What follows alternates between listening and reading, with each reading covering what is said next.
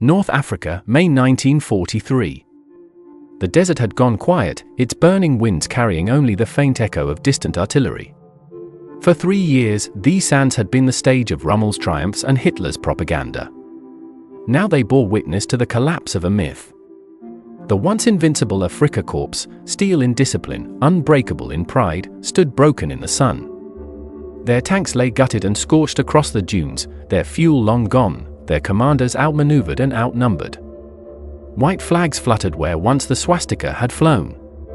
Around the shattered ridges of Tunisia, 250,000 Axis soldiers, German, Italian, Austrian, waited for the enemy they had been taught to despise.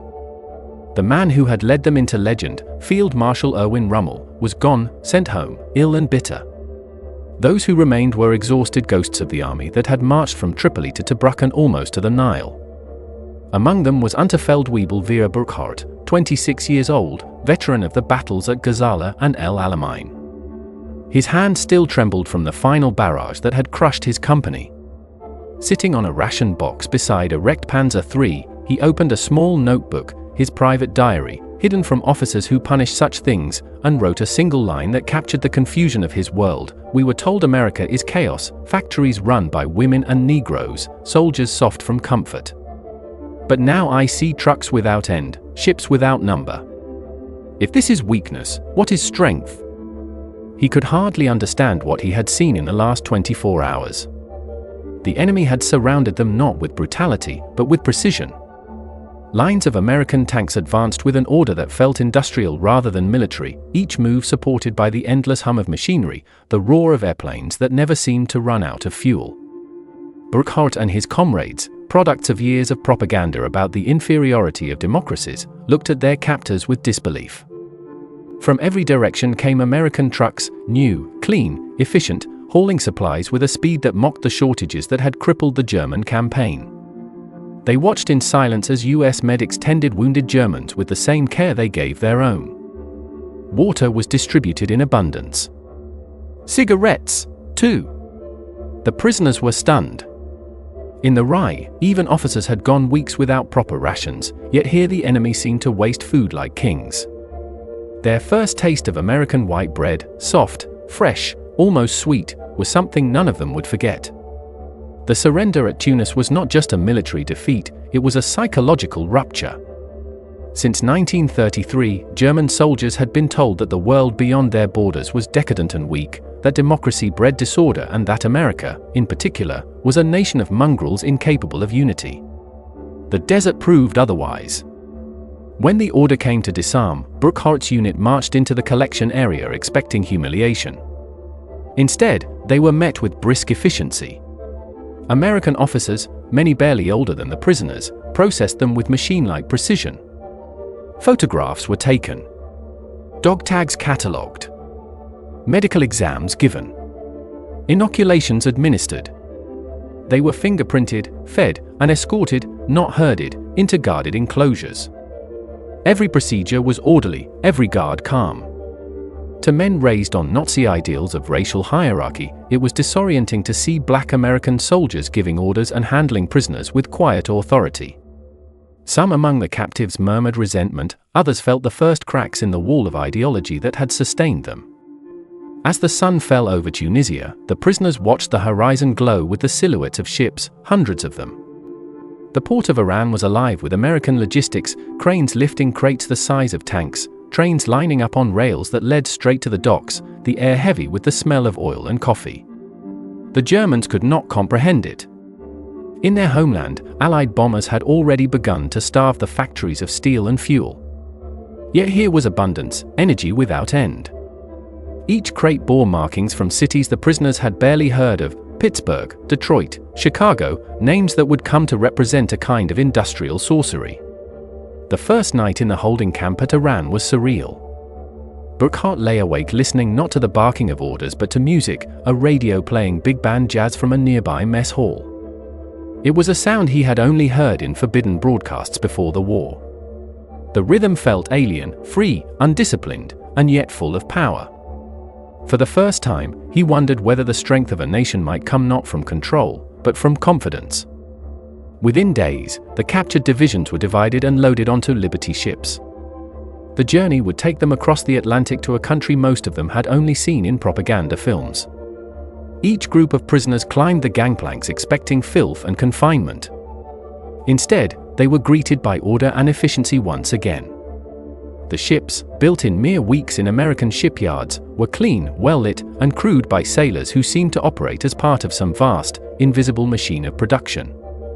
Even the youngest Germans could sense it. America's true weapon was not its army, but its capacity to make things, to move them, to multiply them endlessly. On deck, Burckhardt watched the coastline of Africa fade and felt an emptiness he could not name. Around him, men speculated about their fate. Some believed they were being taken to death camps, others thought they would be paraded through New York as trophies. Their officers tried to maintain discipline, insisting that the Americans were savages who would humiliate them. But the voyage soon defied those warnings. The prisoners were fed 3 meals a day, real meat, fruit, milk. They saw waste on a scale that bordered on the obscene, uneaten bread thrown overboard, coffee poured away, cigarettes burned halfway down and discarded. It was abundance turned into routine. At night, the ocean was alive with convoys. Dozens of ships, each lit by radar and guarded by destroyers, moved in perfect formation. The Germans, who had been told that Allied shipping was crippled by U-boats, now saw a logistical miracle. The sea itself seemed conquered. Burckhardt later wrote, "We realized then that this war was lost long before El Alamein. No army can defeat a nation that builds like this." When the convoy neared the American coast, fog rolled over the decks and the sound of gulls replaced the waves. On the horizon appeared cranes taller than church steeples, their arms swinging with hypnotic rhythm. Norfolk, Virginia. It was here that the prisoners first stepped onto American soil, and stepped into a world that seemed to belong to the future. The docks were a spectacle of motion, hundreds of workers in denim and hard hats, white and black, men and women alike, moving cargo with speed and purpose. Every worker seemed to own a car, something unthinkable in Europe. They moved without fear, laughing, smoking, calling each other by first names even when addressing officers. To the prisoners, this was chaos, and yet, everything worked. As they were herded toward waiting Pullman trains, Burckhardt caught sight of something he would write about for the rest of his life: electric lights stretching as far as he could see. The harbor glowed with neon and floodlights, cranes casting shadows that danced like giants across the water. Even the smallest shack had a bulb burning. To men from a continent darkened by blackout orders and bomb raids, it was a vision from another world. Burckhardt whispered to the man beside him, "If they can afford this much light, they can afford anything." The journey inland was equally surreal. The prisoners were not crammed into freight cars like cattle, but seated in cushioned Pullman coaches, reserved in peacetime for tourists and businessmen. The train clattered westward through a landscape that seemed painted for propaganda. Endless forests, vast farms, towns with movie theaters and gas stations, all lit even through the night. The Germans stared through the windows in silence. There were no ruins here, no ration lines, no signs of fear. They saw factories that worked through the dark hours, their smokestacks glowing orange against the sky. Each one looked capable of producing more steel in a week than Germany could in a month. At every stop, they expected hostility from civilians. Instead, they saw curiosity. Children waved from platforms. Local Red Cross women handed out coffee and sandwiches. In one town, an old man shouted in broken German, "You boys hungry? Welcome to Texas." Some of the officers scowled at this display of decency. It did not fit the worldview they had been fed. They told their men not to be fooled, that the Americans were trying to trick them into weakness. But the seeds of doubt had been planted. As the train rolled deeper into the south, the prisoners noticed the land changing: rolling hills, cotton fields, small towns with brick courthouses and water towers. Burckhardt kept writing in his notebook. Every house has electricity. Even barns have light. The people dress well, and their cars are new. We were told this was a land of greed and crime. It is instead a land of power. The rhythmic clatter of the train seemed to echo his thoughts. Late on the night of June 4th, the train slowed and stopped at a small station, Mexia, Texas. The name meant nothing to the Germans, but it would mark the beginning of their transformation. Under the watchful eyes of armed guards, 1,850 veterans of the Afrika Korps stepped down from the Pullman cars. They expected fences, dogs, shouts. Instead, they were greeted by quiet order. Local townspeople watched from a distance, curious rather than hostile. The prisoners were marched to trucks that would take them to their new home, a sprawling camp built on rolling fields, complete with barracks, hospitals, kitchens, and even a library. It looked, to many of them, less like a prison than a small town. Burckhardt later wrote about that night, "Through the windows of the houses we passed, I saw lamps burning. So many lamps. Germany is dark, but here there is light everywhere. Perhaps that is why they win." The lights of Mexia, reflected in the eyes of those weary soldiers, marked the beginning of a story no one could have predicted, a story not of defeat, but of awakening. They had come as believers in conquest. They would leave, years later, as witnesses to freedom. The first dawn in America rose over the plains of Texas, and the men of the Afrika Korps woke to a sound they had almost forgotten: laughter. It came from the American guards outside the barracks, young voices trading jokes as they brewed coffee in metal canteens. The air smelled of pine and dust and fried bacon.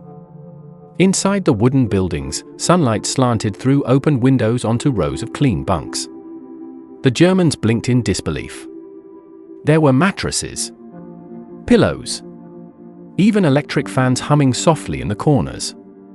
For men who had slept in sand or stone for years, it was almost obscene comfort. They had expected cages; instead, they had rooms with screens to keep out insects and a schedule that ran with military precision. At 6, breakfast. At 7, roll call. At 8, work assignments. Between tasks, they were free to walk the yard, to smoke, to talk. For the first time in years, they were no longer running from death. They learned that the camp near Mexia was one of more than 500 scattered across America. From Maine to California, from Oregon's forests to the cotton fields of the Deep South, the United States had built an invisible empire of barbed wire, cities of prisoners housed not in misery but in discipline. It was a logistical miracle rivaling any frontline campaign. Each camp was a world unto itself, run according to the Geneva Convention. The prisoners received the same rations as American soldiers, the same medical care, the same male privileges. They were allowed to form orchestras, to print newsletters, to stage plays.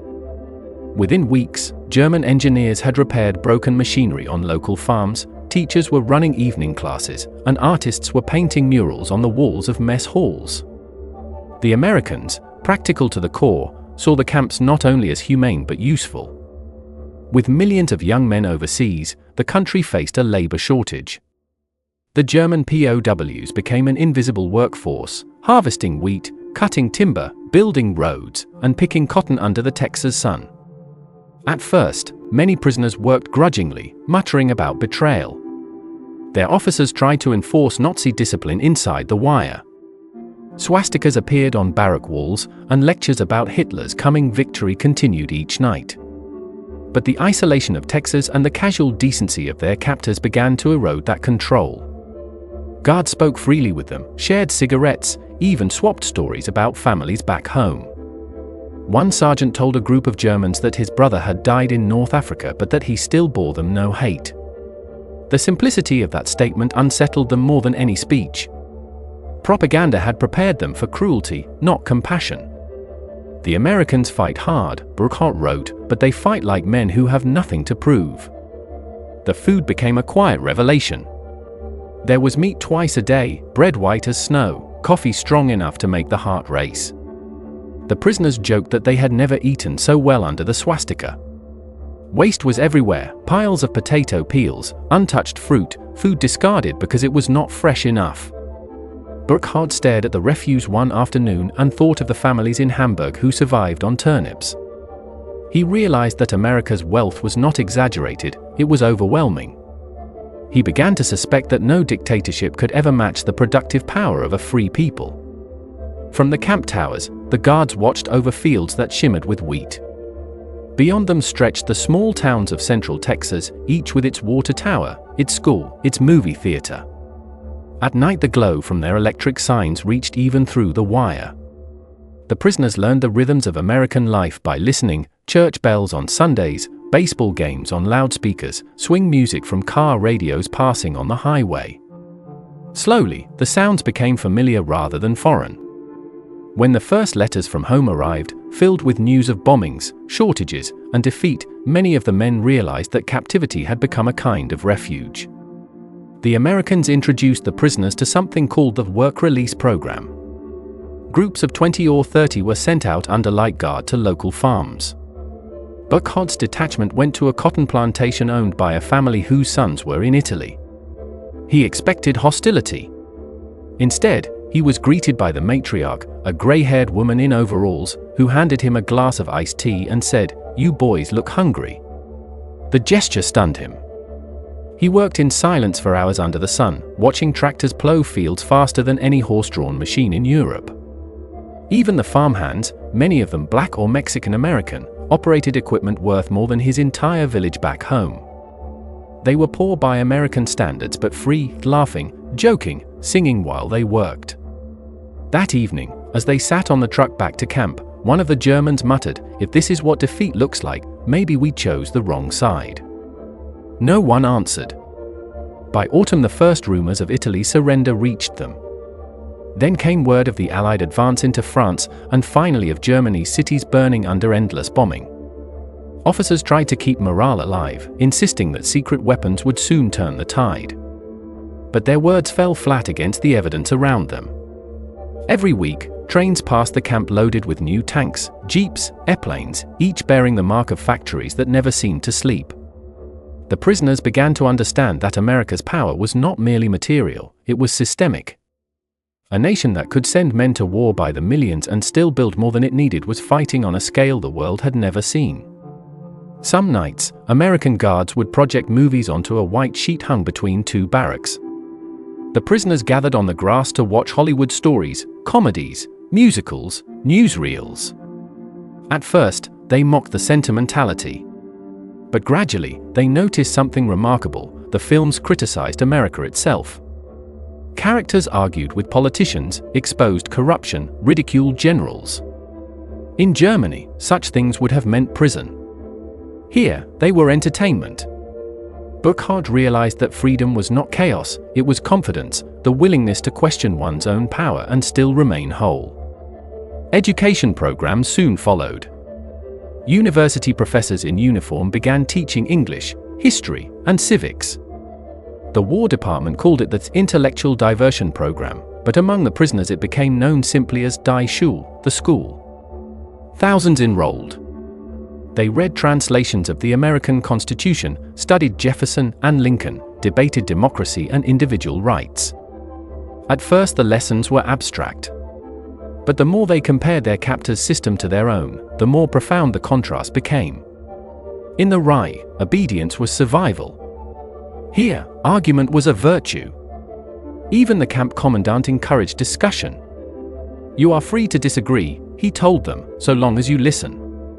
The words struck like thunder.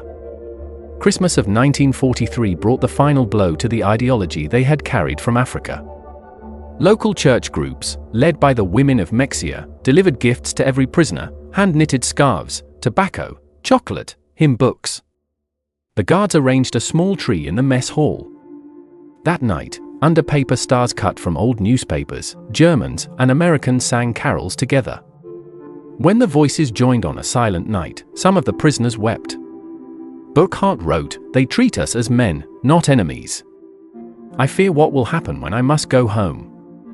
The months passed quickly after that. By 1944, the camp was alive with music and laughter.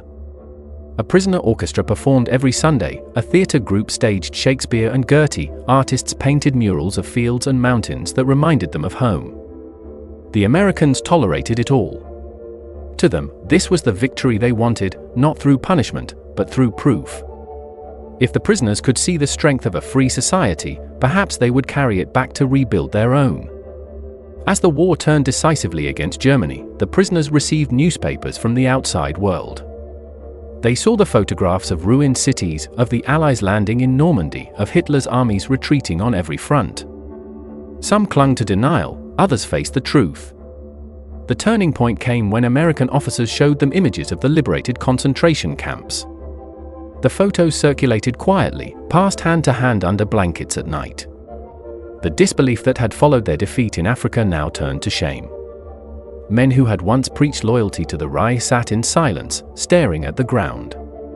Burckhardt wrote only one sentence that week: "Now we know why they fight as they do." By the spring of 1945, victory was certain. The camp commandant gathered the men and told them the war in Europe was over. Some cheered in relief, others simply stood numb.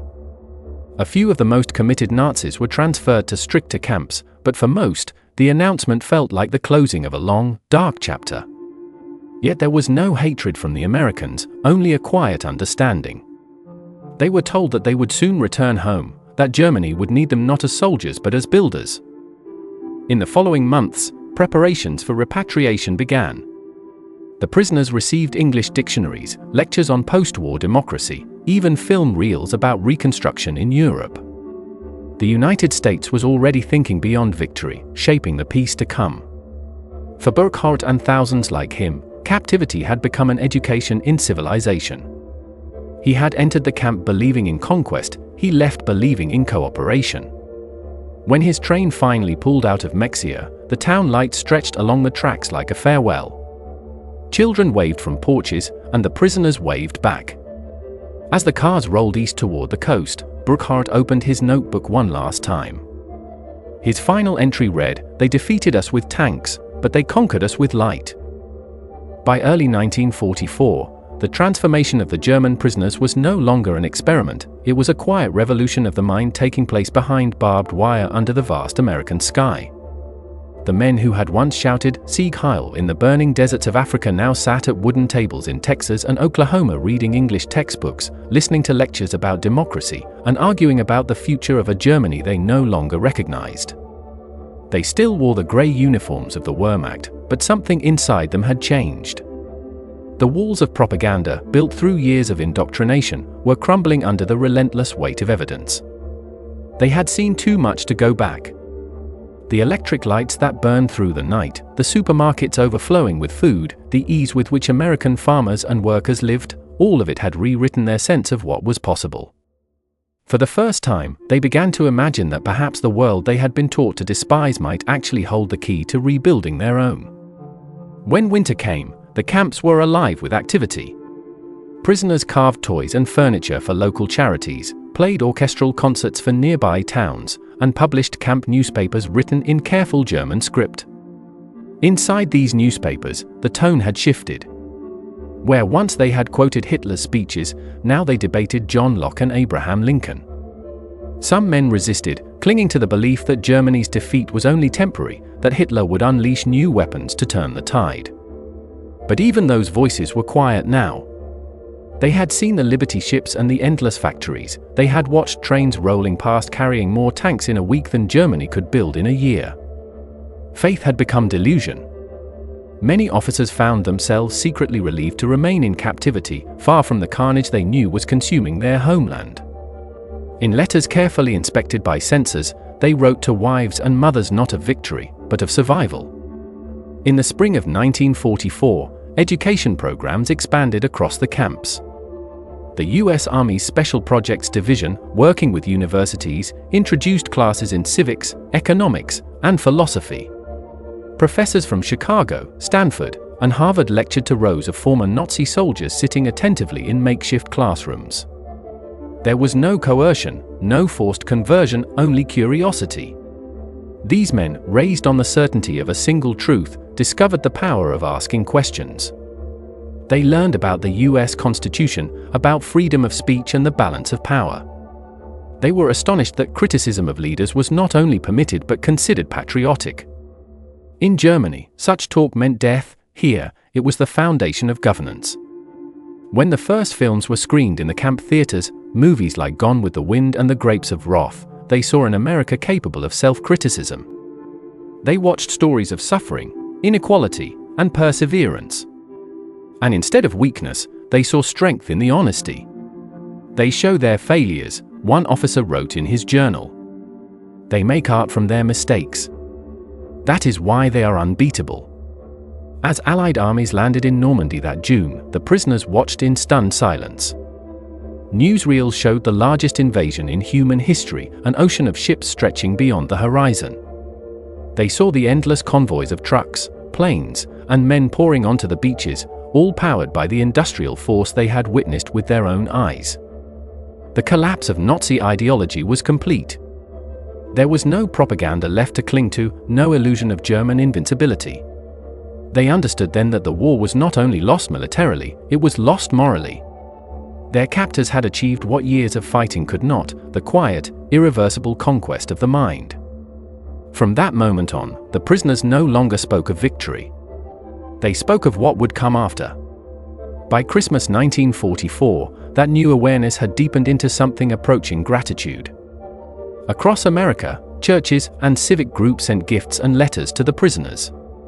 At Camp Hearn, local residents baked cakes and cookies for the men who had once been their enemies.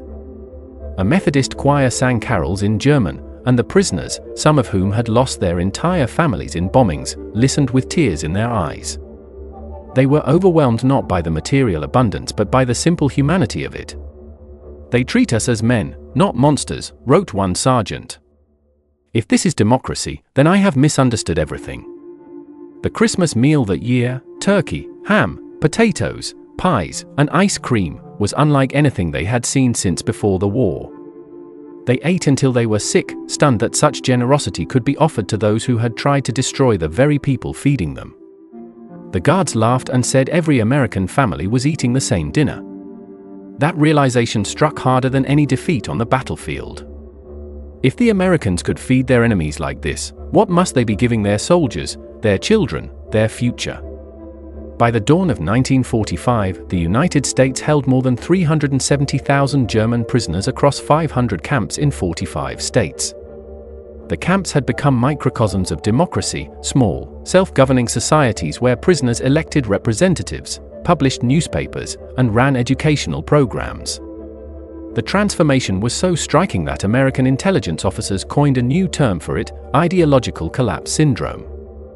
Reports described entire compounds where Nazi insignia had vanished, replaced by discussions of literature, philosophy, and the rebuilding of Germany. Some prisoners began to draft plans for a democratic constitution, sketching the framework for a nation that could one day rejoin the civilized world. When the Americans discovered this, they didn't suppress it, they encouraged it. They provided books, newspapers, and even correspondence courses. It was a subtle kind of warfare, one fought not with bombs, but with ideas. Then came April. News reached the camps of the liberation of Buchenwald, Dachau, and Bergen-Belsen. The films arrived soon after, grainy, horrifying, undeniable. At first, many prisoners refused to believe it. They claimed the footage was staged, a trick of propaganda. But then letters from home confirmed the truth. Entire families wiped out. Villages gone. The reality of what their nation had done began to sink in. Men who had marched proudly under the swastika now sat in silence, unable to reconcile the ideals they had believed in with the atrocities committed in their name. Some wept. Others prayed.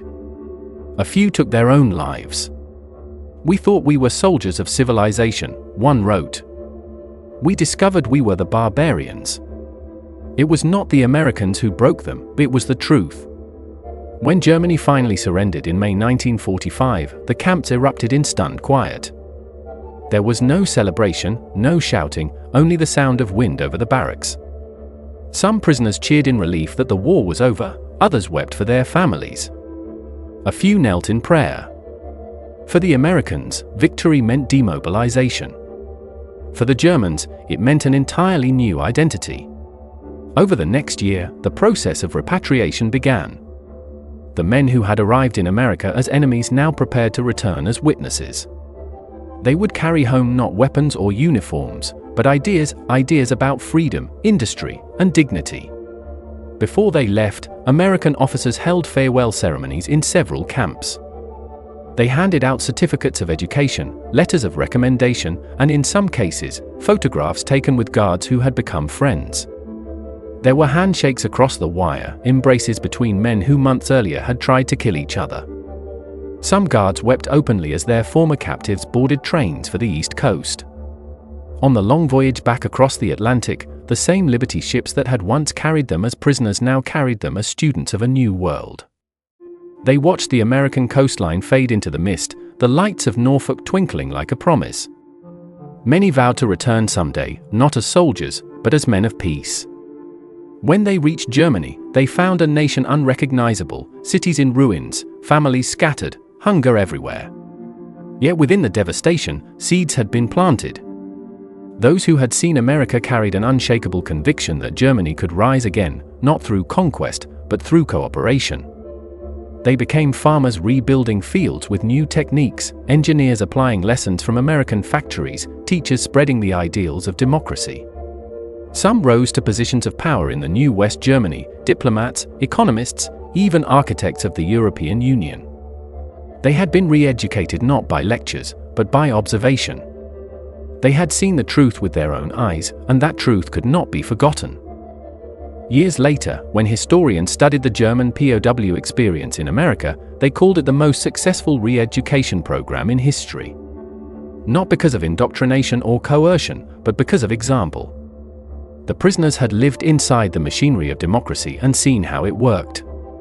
They had eaten its food, walked through its towns, and witnessed its moral strength. America had defeated them twice, first with weapons, then with abundance. In the end, it was the second victory that lasted. For when the ships carried them home in 1946, they were no longer soldiers of the Reich. They were ambassadors of a new idea, that freedom itself was the most powerful weapon in the world. The ships docked in Bremerhaven under a sky the color of ash. The men lined the rails in silence, staring at the blackened ruins that stretched as far as the eye could see. The harbor where they had once marched off to war was now a graveyard of twisted metal and shattered cranes. Smoke still drifted from the rubble of bombed-out warehouses, and the stench of burnt oil and decay hung in the air. For many, the homecoming was a shock greater than their capture. They had left behind a proud empire that had promised 1,000 years of glory. They returned to a wasteland. The Reich was gone, its leader dead by his own hand, its cities flattened, its people starving. The men who stepped off those ships were not conquerors but ghosts, returning to a homeland that no longer existed. And yet, beneath the grief, something stirred, a quiet determination born not of ideology, but of experience. They had seen another world, one that worked, one that thrived not through fear but through freedom. And now, standing on the ruins of their past, they carried that vision with them like a hidden flame. At first, the people who greeted them were wary. Civilians stared at the returning prisoners with suspicion and resentment. They saw them as men who had eaten well in America while their families had starved through the winter. The former soldiers tried to explain that they had been captives, not tourists, but the words fell flat. Germany was a country of hunger and exhaustion. Trains barely ran, factories were shells, and families huddled in basements beneath the ruins of what had once been homes. Food came in ration cards, water in buckets, hope in rumors. Yet even in that desolation, the former POWs noticed something different, the absence of fear. The Gestapo was gone. The swastika had vanished from walls and uniforms. For the first time in a generation, people could speak freely without glancing over their shoulders. The air itself felt lighter. The men who had spent years behind American fences now found themselves acting as bridges between two worlds. They had learned English, absorbed American habits, and understood the principles of democracy in a way few others did.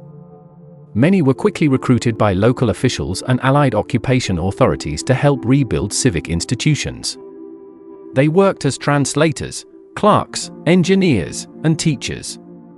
The knowledge they had gained in captivity became a vital resource in the reconstruction. They knew how to organize fair elections, how to manage supply chains efficiently, how to mediate disputes without violence. Small towns across West Germany quietly benefited from their experience. When new political parties began to form, some of these men offered advice on structure and strategy, drawing on lessons from the American model. "Freedom works," one of them told a British officer. "But it must be taught through example, not orders." In rural areas, the transformation was even more personal. Former POWs returned to farms where nothing remained but burned barns and empty fields. Using the agricultural methods they had learned while working in Texas and the Midwest, they began to rebuild. They introduced crop rotation, mechanized tools, and efficient irrigation systems. Within a few years, yields began to rise. The land that had been starved by war started to breathe again. Their neighbors watched with amazement as these once defeated soldiers turned barren soil into thriving fields. Word spread quickly. The men who had been in America knew things. They understood modern machinery, business methods, and the idea that a man's worth came not from obedience but from initiative. Quietly, without fanfare, they became the foundation of a new rural prosperity that would later feed the economic miracle of the 1950s. In the cities, their influence was just as profound. Many of the returning prisoners had spent their captivity working in American factories or studying industrial systems. They brought back ideas that seemed almost heretical to the old German mindset: decentralization, teamwork, open communication between management and labor. When they found jobs in the ruins of Bremen, Frankfurt, and Stuttgart, they applied these principles instinctively. Supervisors who had once barked orders now called meetings. Workers were encouraged to suggest improvements. Efficiency rose not through coercion but cooperation. It was a small but radical shift in culture, one that echoed across industries as Reconstruction accelerated. The men who had been re-educated in America were now, unknowingly, re-educating their homeland. Politically, too, their presence mattered. When the Allied powers encouraged the formation of local governments, many former POWs were among the first to volunteer. They were fluent in English, familiar with democratic procedures, and unburdened by Nazi affiliations. Some became mayors, council members, or administrators. They brought with them a belief that governance should serve the people, not rule them. One such man, a former sergeant named Karl Deichmann, helped draft the municipal charter of a small town near Hanover. He modeled it after the American town councils he had read about while in captivity. His approach, transparent budgets, open meetings, equal representation, soon spread to neighboring communities. Within a decade, that region became known for efficient, corruption-free local governance. Deichmann would later say, "I learned democracy not in a classroom, but in a mess hall under a Texas sky." But not all welcomed their new ideas. Some Germans, especially older officers and civilians embittered by defeat, viewed them as tainted by the enemy. They were called Armeedeutsche, American Germans. Rumors circulated that they had been brainwashed, turned into agents of Western propaganda. Yet these accusations rarely stuck. The returning POWs carried themselves differently. They were disciplined without being authoritarian, confident without arrogance. They had learned that strength could coexist with humility. And in a nation desperate for stability, that combination was invaluable. Slowly, suspicion gave way to respect. The turning point came with the introduction of the Marshall Plan in 1948. The American initiative to rebuild Europe poured billions of dollars into infrastructure, industry, and education. For the German people, it was a lifeline. For the former POWs, it was a validation. The same country that had captured and confined them was now helping feed their children and rebuild their factories. Many volunteered as translators and coordinators for the program. They understood both sides, the American efficiency and the German work ethic, and bridged the gap between them. When American engineers arrived to supervise projects, they were astonished to find fluent English speakers greeting them in perfect idiom. "Where did you learn?" they asked. The answer was always the same: in your camps. The irony was profound. Men who had once been prisoners of America were now its partners in peace. As West Germany stabilized, these men became living conduits of memory. They told their children not of glory in battle but of the decency of their former enemies. They spoke of kindness, fairness, and opportunity. In their homes, American phrases crept into conversation, jazz records played on radios beside rebuilt stoves. The cultural exchange that had begun behind barbed wire now flowed through families and communities. Some former POWs even returned to the United States years later, not as captives but as guests, invited to speak at universities, reunions, and veterans associations. They met the guards who had once watched them and embraced them as friends. The shared humanity forged in captivity had outlasted the war itself. The historians who later studied this phenomenon found that the effects rippled far beyond individual lives. Entire regions of West Germany that had received large numbers of American-returned POWs developed faster economically and socially than others. Their exposure to democratic principles, fair labor practices, and American innovation translated into tangible progress. Sociologists called it cultural transfer through captivity. The men who had once fought to destroy democracy had become its quiet apostles. Through them, ideas crossed oceans and ideologies, proving that even in war's darkest moments, the human mind could still be transformed by light. Years later, in interviews recorded for German television, many of these men reflected on what their captivity had meant. One said, "The Americans showed us that freedom is not weakness, it is discipline without fear." Another recalled watching a black American guard share food with a white prisoner and realizing that a revolution was possible even within imperfection. "We saw a country still struggling with its contradictions," he said, "but we also saw that it allowed those struggles to be spoken aloud." That was the miracle. For Burkhardt, the young sergeant who had first stepped into the Texas sun in 1943, the memory remained vivid until his death decades later. He kept his old American dictionary on his shelf, its pages yellowed with time. When asked why he had never thrown it away, he smiled and said, "Because it was the first book I ever read that made me free." By the mid-1950s, Germany was rising again, its factories humming, its cities rebuilt, its people regaining confidence. But beneath the steel and glass of the new Wirtschaftswunder, the true foundation was invisible, the moral reconstruction that had begun in the camps of America. The lessons of humility, respect, and self-government had taken root in men who had once believed in conquest. They passed those lessons quietly from generation to generation until they became part of the national fabric. In the end, the transformation of those prisoners proved that even in the aftermath of total war, redemption was possible, not through punishment, but through understanding. The Americans had captured their bodies, but freed their minds. And in doing so, they helped create not just a new Germany, but a new Europe. The years rolled forward, carrying with them the weight of silence and the slow rebirth of a nation. The men who had once stood in desert trenches, who had marched under banners of conquest, were now fathers and grandfathers, their war stories tempered not with pride but with perspective. In post-war Germany, the physical scars of conflict faded faster than the moral ones. Rubble was cleared, walls rebuilt, cities reborn, but the questions remained. How had a people so cultured, so disciplined, so industrious fallen to such madness? How had ordinary men become instruments of destruction? For those who had lived through the paradox of defeat and captivity, the answers were complicated. Yet among the former prisoners of America, a quiet conviction took shape. They had seen another model of power, one built not on fear, but on trust. And that vision would guide the moral reconstruction of the West. By the 1950s, as the Cold War shadowed Europe, the former German POWs who had returned from the United States occupied key positions in society. Some became teachers, preaching the values of open dialogue, others became engineers and industrial leaders, implementing the cooperative management techniques they had observed in American factories. Their influence was subtle but pervasive. In the boardrooms of the new steel mills and car plants, one could hear phrases like transparency, initiative, and partnership, concepts alien to the rigid hierarchies of the pre-war Reich. In schools, children were encouraged to ask questions rather than memorize answers.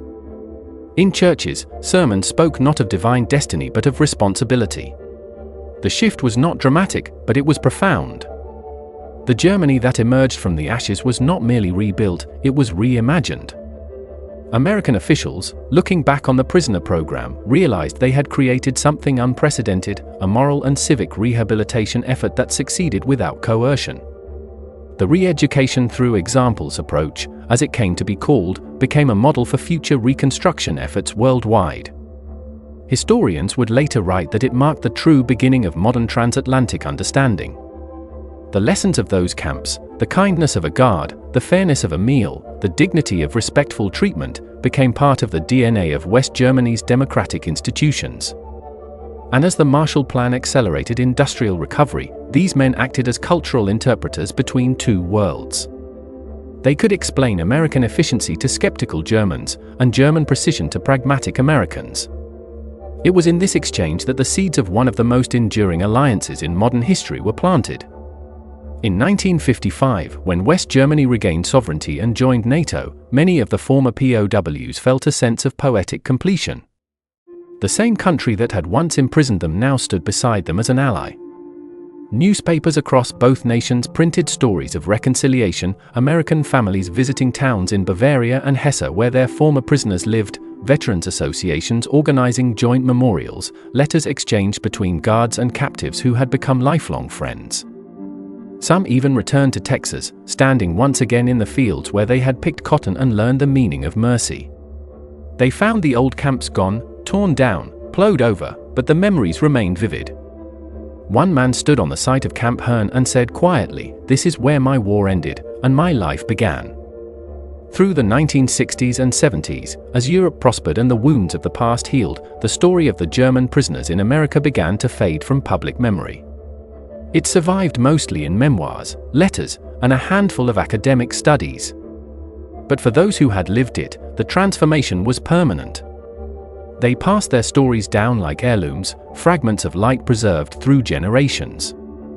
Their children, raised in a free and prosperous Germany, often struggled to imagine what their fathers had endured. But the lessons carried on in subtler ways, in the way they valued debate over obedience, reason over rage, humanity over ideology. In that sense, the real legacy of those camps was not political but personal, a shift in the moral gravity of a nation. Burckhardt lived long enough to see his country divided and then reunited. In his small home near Hamburg, he kept a photograph on the wall, a faded image of himself and an American sergeant standing shoulder to shoulder, smiling in front of a wooden barracks in 1945. Visitors often asked who the man was. Burckhardt would smile and say, "My first teacher." In his old age, he wrote letters to school children, describing what it meant to lose everything and still find hope. Freedom, he told them, is not given. It is learned. And sometimes the classroom is the hardest place you can imagine. In 1989, when the Berlin Wall fell and the two Germanys became one again, journalists asked the survivors of the war what they felt. Many said joy, some said disbelief. Burckhardt, by then a frail man in his 70s, said something else entirely: "We have finally come home." He understood that the reunification was not just political, it was the completion of an idea that had begun decades earlier in a Texas field. The idea that dignity could survive even in defeat, and that nations could rise again not through domination, but through understanding. As the 20th century drew to a close, the world faced new wars, new divisions, new crises of belief. But the story of the German prisoners in America remained a testament to a timeless truth, that the most powerful victories are those won in the human heart. The United States, in its moment of greatest power, chose compassion over vengeance, and in doing so, changed the course of another nation's soul. Historians often measure success in territory, treaties, or wealth. Yet the true measure of victory lies in the minds of those who once called you enemy.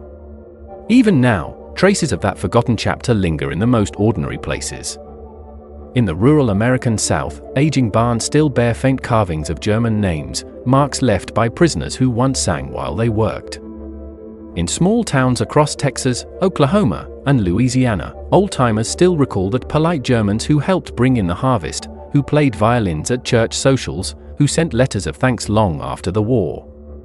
In Germany, the descendants of those men still tell stories of the America their fathers saw, not the America of propaganda or politics, but of people. A place of contradictions, yes, but also of courage and kindness. A place where the light of freedom burned bright enough to pierce even the fog of war. In recent decades, filmmakers, writers, and historians have begun to rediscover this story, recognizing it not merely as a wartime curiosity but as a moral landmark. It challenges assumptions about victory and vengeance, about how nations heal and how men change. It reminds us that education does not always come from books, and that the most enduring lessons are often learned in captivity, humility, and reflection. The German prisoners who found America did not return as heroes, they returned as human beings reborn. Today, the world stands once again on uncertain ground. Nations face each other with suspicion, ideologies harden, and truth itself feels fragile. But perhaps the echo of that old story still carries a message worth remembering, that the surest way to conquer hatred is not through domination, but through example. That power without compassion breeds only rebellion, but compassion paired with strength can transform even enemies into allies. The Americans who built those camps could not have known they were building classrooms for the future. Yet in their fairness, their decency, their refusal to strip their captives of dignity, they planted seeds that would grow into a new Europe and, ultimately, a new world order.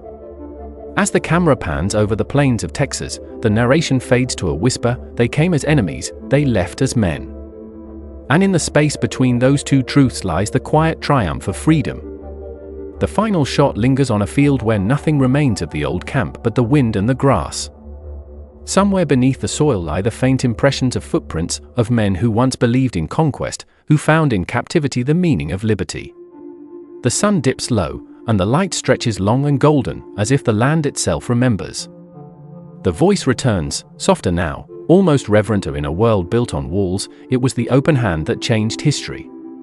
And with that, the story of the German prisoners who discovered America comes to its end, not as a tale of war, but as a testament to what can be found when the guns fall silent and the human heart is left to choose between darkness and light.